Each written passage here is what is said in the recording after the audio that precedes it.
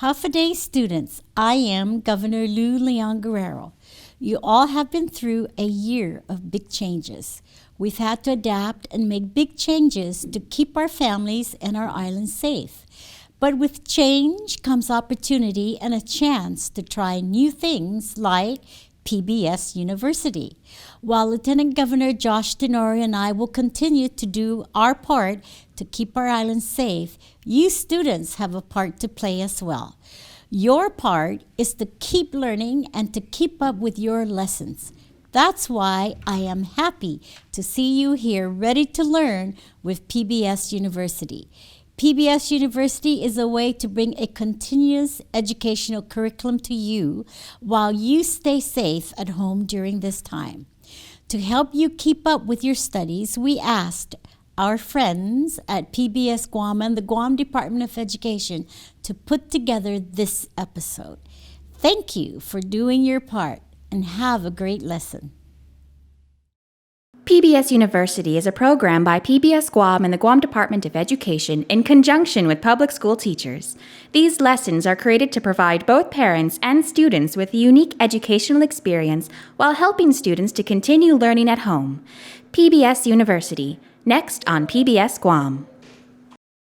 1, 2, 3, 4. Come along, let's sing a song. We'll have a great adventure. Today's the day, let's learn and play. We'll have a great adventure. Numbers, letters, science things, all that we can do. Help you deal with how you feel. Share with us too. It's super cool and just like school, our awesome learning adventures. So grab a friend, the fun will end. Our awesome learning adventures. Awesome learning adventures with PBS University.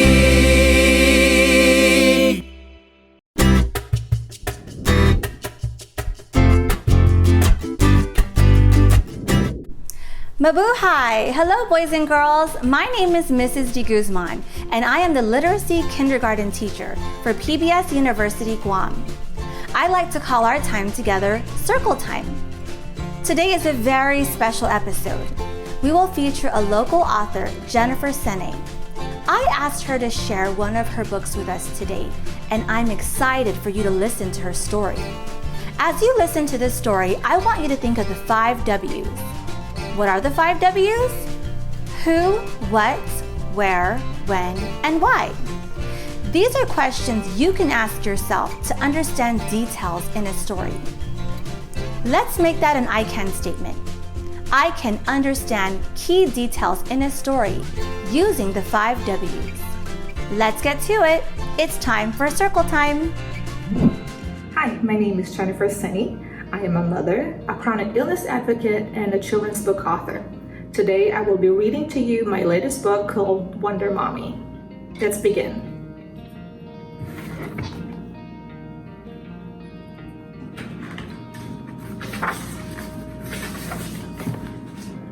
Mommy loves to spend time with me. We dance and sing, we ride our bikes, we swim and swing, we go for hikes. She's my Wonder Mommy. Sometimes it's hard for Mommy to move around. Sometimes she can't walk, but we can still have fun. We watch a show, we make some art, we play with dough, we draw a heart. She's my Wonder Mommy.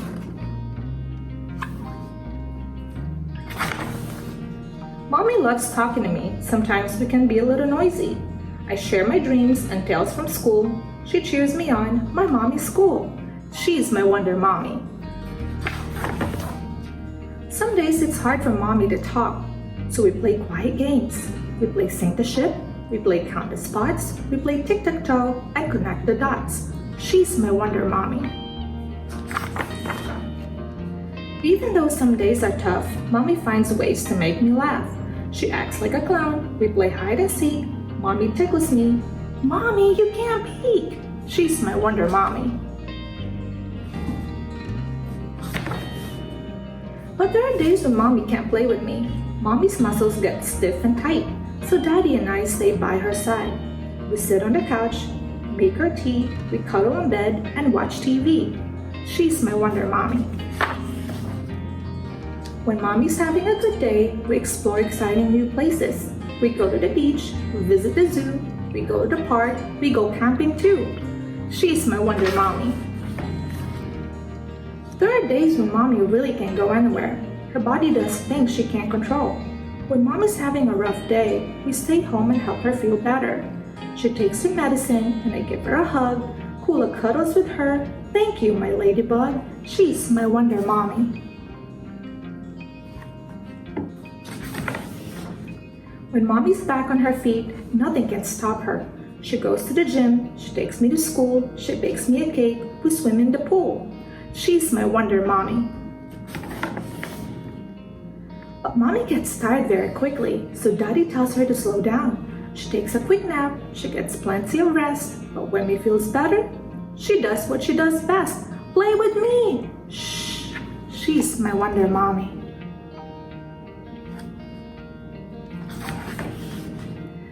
My mommy is brave, my mommy is strong. Nothing can defeat her. I love my wonder mommy. And I love you. The end. Here's a little fun fact about the two conditions that I live with. According to the World Health Organization, migraine is one of the 10 most disabling medical illnesses on earth. But migraine is more than just a headache. Dystonia is a neurological disorder that causes excessive involuntary muscle contractions. Dystonia can affect any region of the body, including the eyelids, face, jaw, neck, vocal cords, torso, limbs, hands, and feet. Why did I write Wonder Mommy? I wrote Wonder Mommy to pay sweet tribute to moms with chronic health conditions, to remind them that even during tough times, they are amazing and that they are Wonder Mommies. I also wrote this book so that moms can have the aid to explain their conditions and the days that they face to their children in a more positive way. I've also written this book especially for the children so that they will have the understanding that no matter how hard it is for their moms, that their moms tries their best and that their moms are their superhero. Thanks for having me today, and I hope you've enjoyed listening to me read my latest book, Wonder Mommy. Thank you, Jennifer, for sharing that great book. What an inspiration to see moms doing what they do best and dealing with a chronic illness. They are definitely super mommies. Thank you, boys and girls, for spending some time with me today. I always look forward to seeing you for Circle Time with Mrs. D. Guzman. I'd love to hear from you. Have an adult like your mom, dad, an older brother, or sister help you if you'd like to email me. You can email me just to say hi or share what you enjoyed during Circle Time today. Stay safe. Have an amazing day. Goodbye.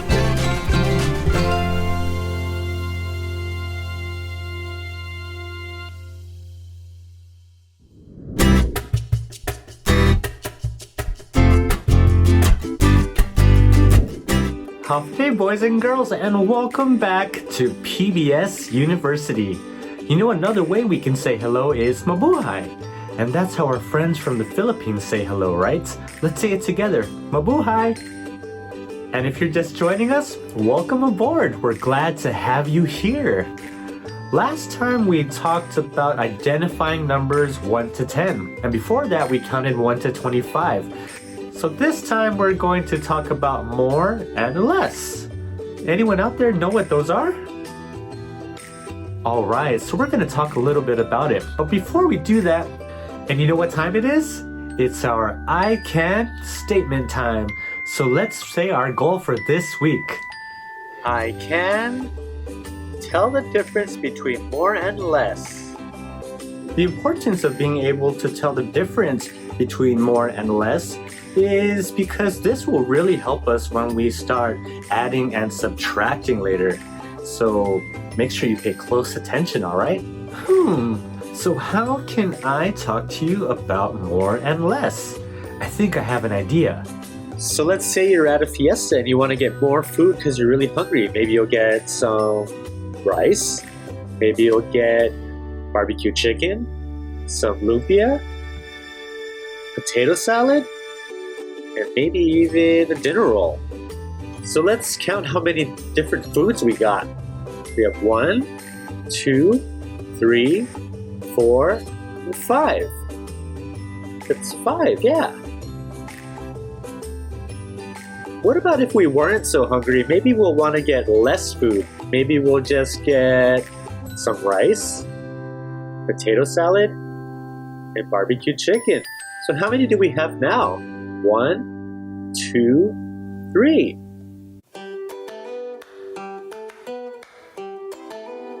So looking at our plates side by side, we can see that this one has more and this one has less. More and less. We had 3 items on this plate and 5 items on the right. That means 3 is less than 5. Or 5 is more than 3. Ooh, that food looks so delicious. I especially love the barbecue chicken. So now that you have an idea of more and less, let's count some dessert together and we can choose which one we think is more and less. That way we can see just exactly how it looks. Which group has more? The ice cream or the cakes? Yeah, the cakes. There are 1, 2 cakes. So there are more cakes than there are ice cream. So that also means there is less ice cream than there are cakes. Let's try adding a cookie to this group. Does this group have more or does this one have more? That's right, this one still has more. Now we have 1, 2, 3 in that group and still have 1. That means 3 is more than 1. What about this one? Which one has more? Let's count them. 1, 2, 3, 4. And this other side has 1, 2. Which one has more?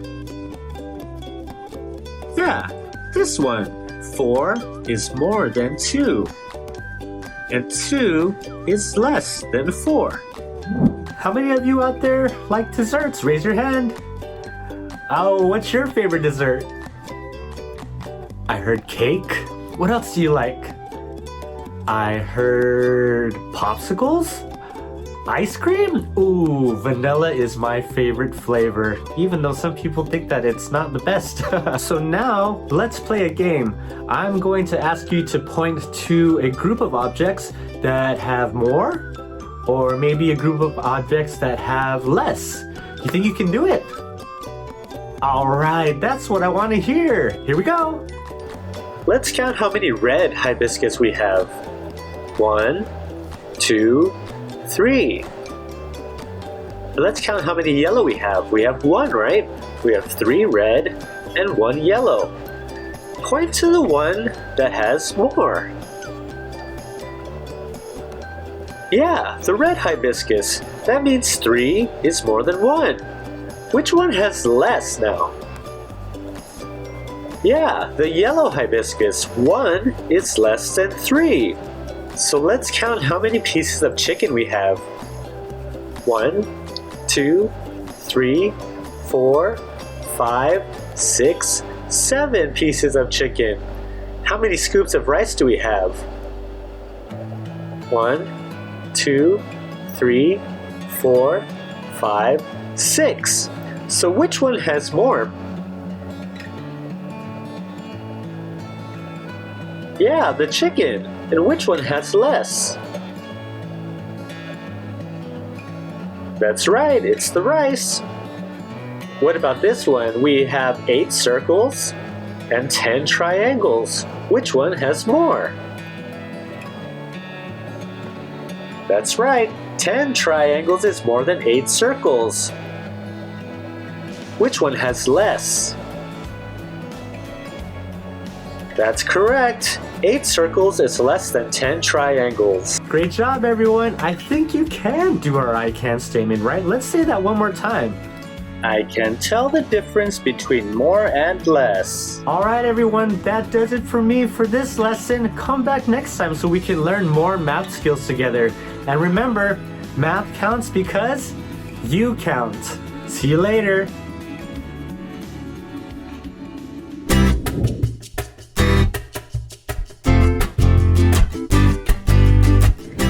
Whoa, hey! That means what's up in Korean, boys and girls.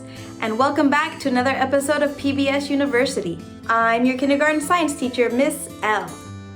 Today we're going to talk about seasons. Now, seasons are different depending on where you are in the world. On Guam, we only have 2 seasons, but in the States, in the United States, there are 4. Hey, boys and girls, let's say our I can statement so we understand what we're learning again today, okay? I can tell the difference between seasons. Your turn. That's right. I can tell the difference between seasons. Are you ready to start? Awesome sauce. Let's go. Have you ever gone outside and noticed that the sky is clear and blue, the sun's out, and the birds are chirping? That could be an indication that it's summer or spring. Do seasons change on Guam? Do we have more than 2? Do we have 4? Let's find out. Take a look at the seasons shown in the pictures. We have spring, summer, fall, and winter. These seasons are often demonstrated in the United States. They have 4 seasons. Within a year, these seasons change as the weathers change. So let's see. Think about the clothes you wear. On Guam, do we wear a lot of the same clothes that they are wearing in the pictures?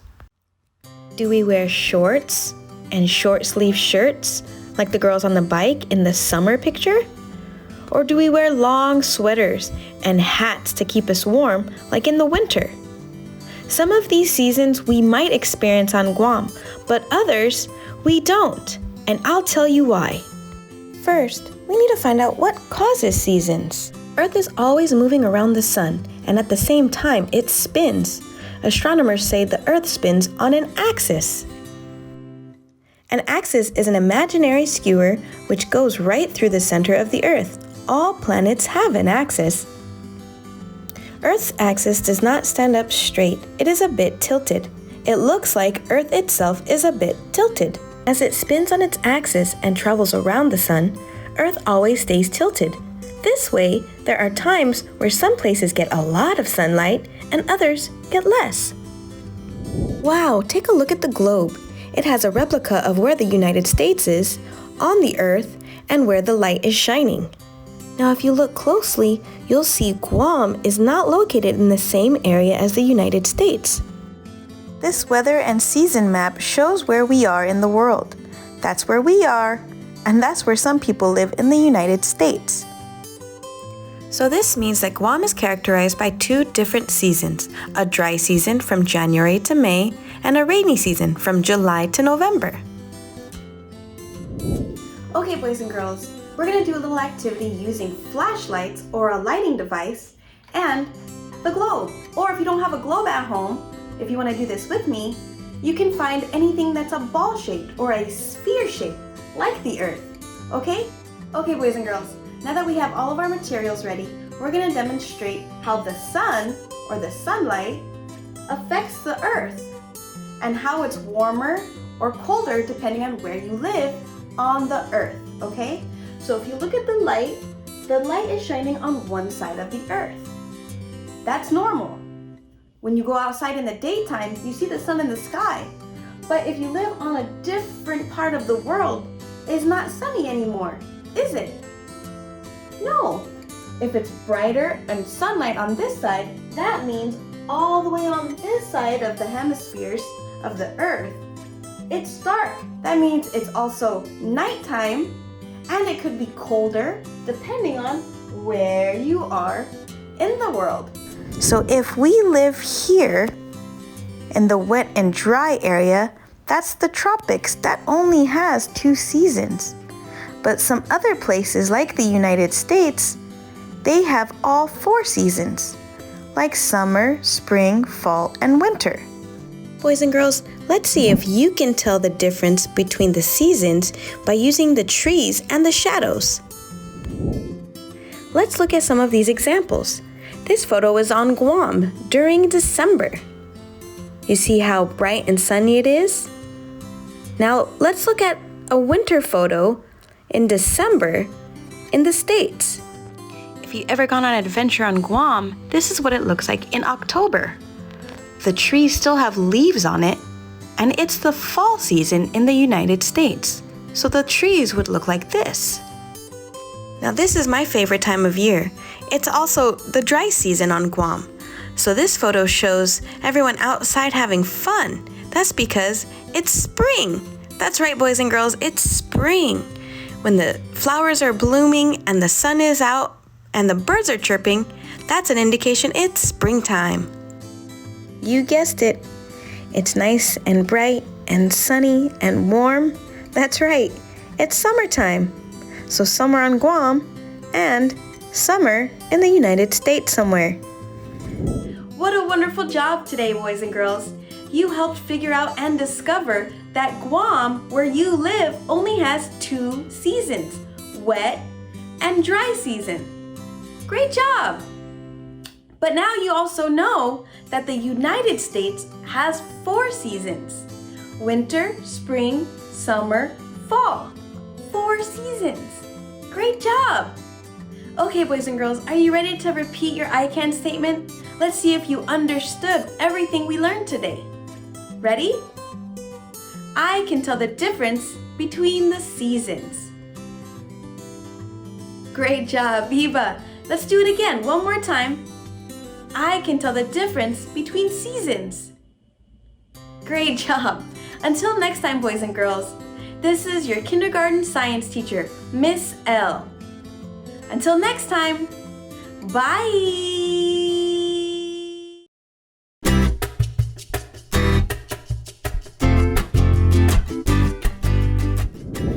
Hafa students, welcome to PBS University. My name is John Fernandez, and I'm the superintendent of the Guam Department of Education. These PBS University lessons are made to help you to continue learning. The teachers here prepared fun lessons on science, character education, math, English, and more, and they made it for you, the students of Guam. We're very grateful to them for their instruction. We are also thankful for you students, parents, and guardians who are watching. Remember, stay safe and healthy, and we'll see you soon in the next school year. Thank you.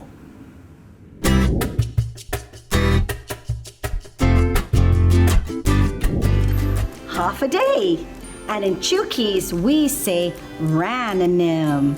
I'm Mrs. Muth, your kindergarten social studies teacher, and this summer, boys and girls, we will be talking about community helpers right here on our beautiful island of Guam. And when we are done with these lessons, you will be able to do 2 things. 1, you will be able to tell who community helpers are here on our island. And 2, you will be able to tell how you can be a community helper. Are you ready to get started? Let's do this! What are some ways firefighters and police officers help the community? Let's find out. But first, let's meet our Guam Fire Chief, Daniel Stone. He is the boss of all the firefighters to make sure they are doing their job as community helpers.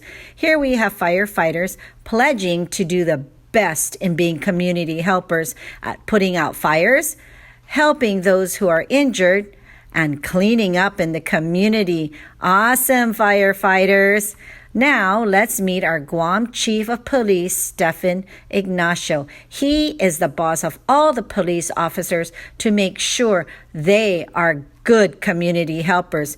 Here, the police officers are being thanked for being outstanding community helpers at taking care of traffic, at making sure they roam the neighborhoods to keep the neighborhood safe.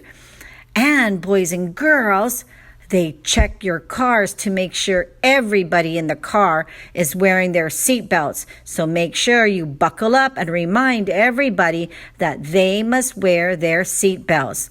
So remember, wear your seatbelt, never play with fire, and call 911 if there is an emergency. Guess what, boys and girls? We have police officers and firefighters that are here to tell you why they are community helpers. Are you ready to listen? I know you can. Let's listen. Today, I'm firefighter president. Today, I'm firefighter sergeant. We're community helpers because we help the people on our island who are sick or hurt. We even fight fires that save burning buildings. You can help too by picking up trash or helping someone in need. Remember, stay safe from the Data Fire Station. Hafa I'm Firefighter 1, Stanley Banes, and I am a community helper because I help sick or injured people and put out all kinds of fires. Study hard and always do the right thing. Hafa I'm Firefighter Paul, and I'm a community helper because I help people who are sick, injured, or who may be in danger, like in a fire or a car accident. We all do our part to help our communities, and what's important is that we do our best. We're always kind, and we help others whenever we can. Stay safe and have a great day. Hafa I'm Firefighter Justin Ogun with the Guam Fire Department. I'm a community helper because I help sick and injured people feel better, and I also help protect property. There is no greater reward than making a difference in someone's life. Save a life. I'm Firefighter Tobus with the Guam Fire Department, and I am a community helper because I help people who are sick, injured, or who may be in danger, like in a fire or car accident. We all do our part to help our community, and that's what's important is that we continue to do our best and stay safe. Thank you and have a nice day. Hafa my name is Sergeant Paul Tapao. I am a police officer with your Guam Police Department, and I am a community helper. I am a community helper because, like myself and all my fellow officers, our job is to keep your community safe. So ask yourself what you can do to help keep your community safe. 3 simple things that you can do. 1, you can be respectful towards yourself and others. Respect each other for their differences. 2, make responsible choices. Decision-making skills is really important. You need to practice responsible decision-making skills. And lastly, number 3, be safe. By being safe, you keep yourself safe, your family members safe, and your community safe. So remember, I'm a community helper, but you can also be a community helper by practicing those 3 techniques. Stay safe, Guam. Thank you. So, we learned a lot about police officers and firefighters. Aren't they awesome? They're wonderful. They're great community helpers. So, when you see them, make sure you give them a flying high five for being outstanding community helpers and telling them thank you for being community helpers, and give them a flying high five just like this. Whoosh. Say thank you to the ones that you see. They will appreciate it. So let me ask you, boys and girls, how can you be good community helpers? We mentioned some of it already. 1, you can put on your seatbelts when you're in the car, and that's a law, you have to. And 2, when mom or dad are driving in the car and you're in the car, you need to be quiet so moms and dads or the driver, whoever's driving, can focus on being safe. Another thing you can do to be a good community helper is make sure that all the garbage in your car goes into a garbage can and not thrown out the windows. So, be good community helpers. Bye!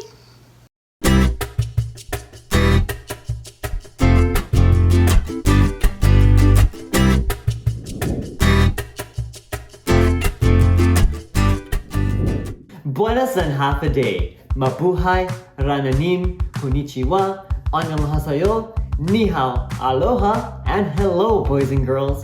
My name is Mr. Navarrete, and welcome to PBS University Kindergarten Character Education. In today's lesson, we will be learning about being respectful. Before we begin, let's read our I Can statement together. Get ready! I can explain ways to be respectful at home, in school, and around our community. What does it mean to be respectful? Let's ask our friends. Being nice. To be kind and help people. Being nice and being not naughty. Being respectful means showing kindness to one another. Kind. Be nice to others. Upset others even if they're not like you. To be respectful is to be nice to each other. To be respectful is to treat other people nicely and care about their feelings. It means to be kind to another person. To not be rude to others. Listening. To treat people kindly and be nice. Being respectful means treating someone in a way that makes them feel like they're cared for and important. It also means treating others the way that you want to be treated. How do you show others respect? Please and thank you. Say please and thank you and welcome people to the school if they're new. I respect listening to Mommy and Daddy and Papa, Grandma, and Nini. I show others respect by showing good manners and saying please and thank yous. Being kind and also helping them and also helping others. You raise your hand and lay your turn and trust. We can show respect to our parents by listening to them, loving them, use words please and thank you. By being nice to them. When someone is hurt, then you should help them. Be nice. To help them, to hug them, to shake their hand and be nice. We can show respect by using good manners and treating other people with kindness, like helping those who are in need, or sharing words or things that will make someone feel better and important. How would you feel if someone does not treat you with respect? Being sad. Kind of sad. Not sad. I would feel sad, but I would still show respect towards them, hoping they will learn from my actions. Sad, hurt, even yes. I will feel bad and won't feel respected. Sad and hurt. I would feel sad because they would hurt my feelings. Sad because people will be rude to me. I'll be mad. I'll tell the teacher. I would be really sad and kind of hurt. If someone is not being respectful to you, you can either tell them that their actions hurt your feelings, walk away if they are still not being respectful, or let a grown-up know so they can help you find a solution. Here's a cool way to remember how to show respect by using the spelling of the word respect. It is called an acronym. R-E-S-P-E-C-T. Respect. R. Remember that everyone is different. E. Every time someone is talking, you should be listening. S. Show good manners and stay in your personal space. P. Pick up trash to keep our environment clean. E. Encourage others to do their best and to make good choices. C. Care for others by making them feel important. T. Treat others the way you want to be treated. Now here are some examples of being respectful in school. Wearing a mask so nobody gets germs. Cleaning up your mess and throwing your trash inside the trash can. Sharing with your friends. Taking turns to use the swing. Air-fiving your friends and staying 6 feet apart. And raising up your hand to ask for permission to do what you need to. Well, that's all we have for character education today, boys and girls. I hope you learned a lot about being respectful. Please remember to always show respect to others, the environment, and to yourself. Before we go, let's go ahead and sing our farewell song called Adventure is Out There. 3, 2, 1. Adventure is out there. We'll learn and we share. Adventure is out there. We'll show that we care. Adventure is out there for me and for you. Adventure is out there. I hope to see you soon. Bye. Bye-bye. Guys, thanks for watching. And always remember to be respectful.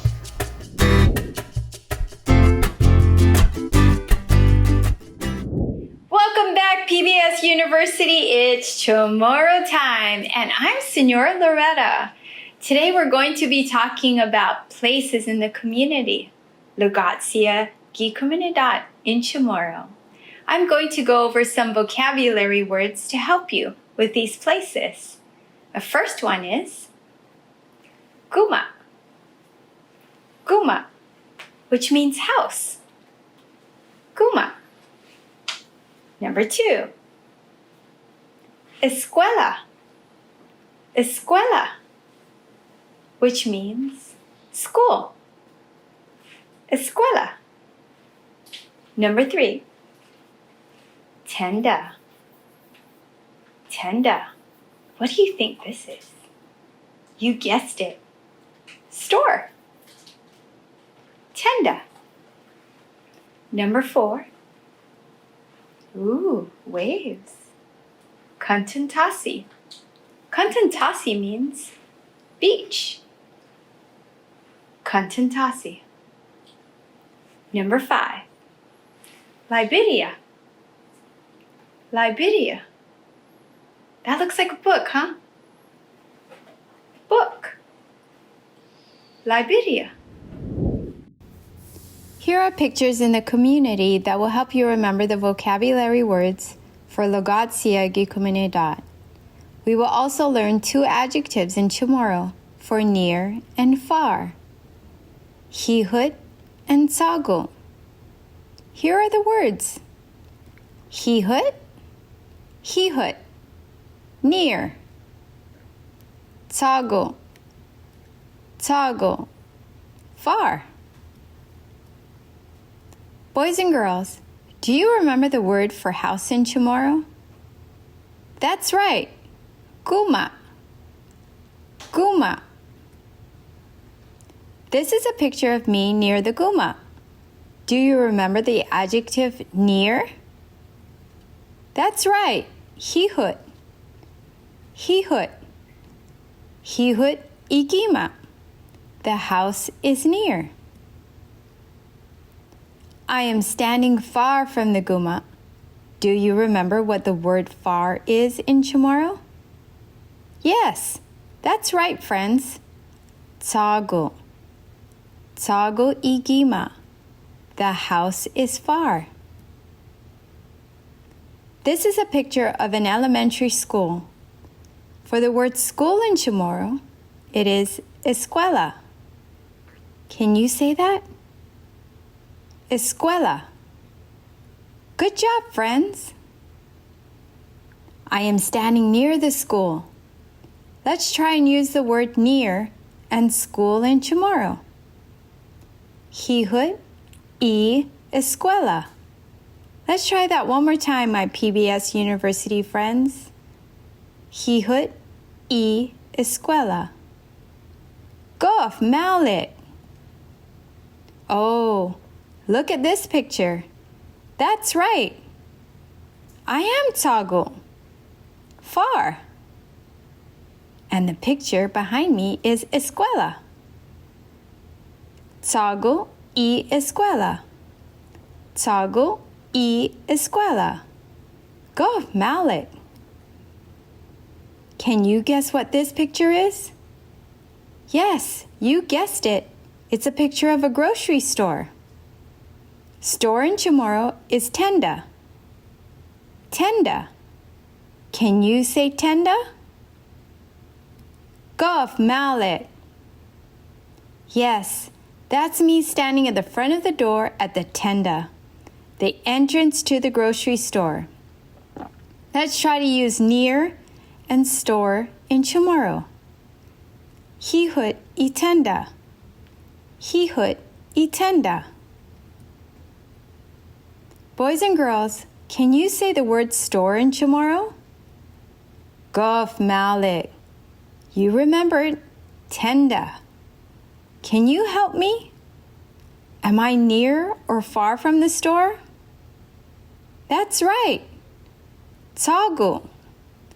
Toggle y tenda. This is my favorite picture of the beach. Can you say Kuntintasi? One more time. Kuntintasi. Gof Mallet. I am standing near the beach, my friends. Let's say Hihut. Hihut. Hihut y Kuntintasi. Great job. Oh, now look at where I am. Toggle. Toggle. What is far in Chamorro? Yes, that's right. Toggle. Toggle y Kuntintasi. Good job, PBS University friends. Libreria. Here is a picture of a library. That word is a little tricky, so we will say that a few more times. Libreria. Libreria. Gof Mallet, friends. You're doing an awesome job. I am standing near the entrance door of the Libreria. Let's use Hihut and Libreria in a sentence. Hihut y Libreria. Let's say that again. Hihut y Libreria. Gof Mallet. And that's our lesson for today. Lugar de comunidad, places in our community. Don't forget, Guma, escuela, tenda, Kuntintasi, and Libreria. And don't forget our adjectives. Hihut and Toggle. Hihut and Toggle.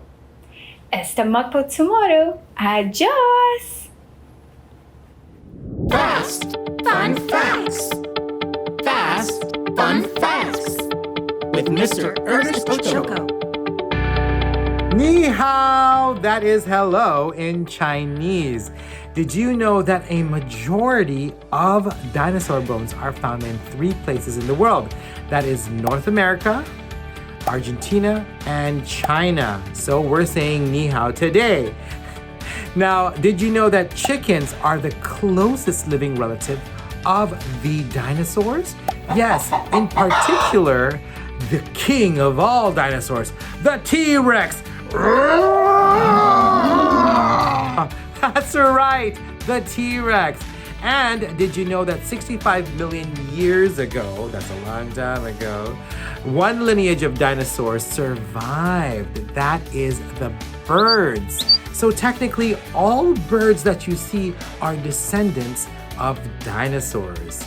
Gosh, it just makes me think that whenever I eat chicken eggs in the morning, That's a dinosaur egg. Dang, that's a tasty dinosaur egg.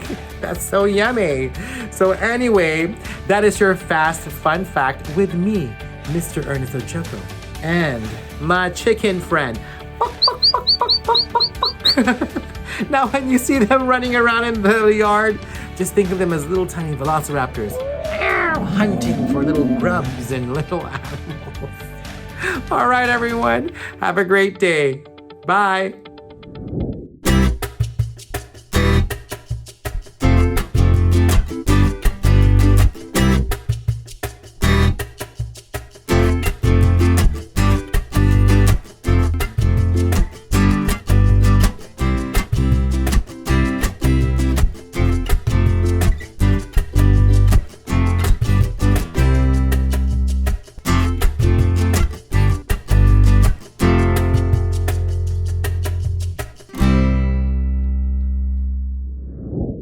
Hafa-Adai students, I'm Lieutenant Governor Josh Tenorio. For more than a year now, you all have continued to wash your hands and watch your distance from others, and you've done a really great job wearing your masks. We know your parents and guardians have helped you to make these changes to keep yourself and your community safe. As Governor Leon Guerrero said, we are happy you are here. We want you to continue to learn and sharpen your skills with the help of PBS University. This program is the result of a collaborative effort. We couldn't do it alone. I'd like to thank the teachers and support staff of the Guam Department of Education and PBS Guam for their work and their commitment to our students. I'd also like to thank you students for participating at home. To your parents, I'd like to thank you for taking an active role in your child's education. We are all eager to return to a time when all of us can share and study together in person. Until then, we hope you learned something new from this PBS University instruction.